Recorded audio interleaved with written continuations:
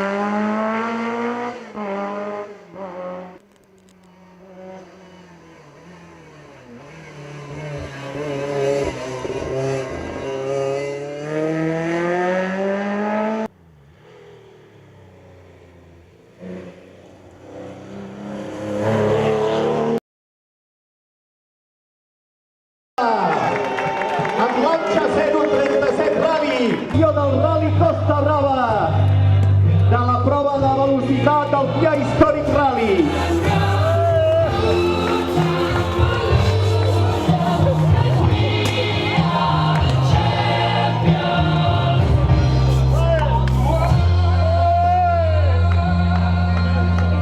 Classificats amb aquesta categoria 2.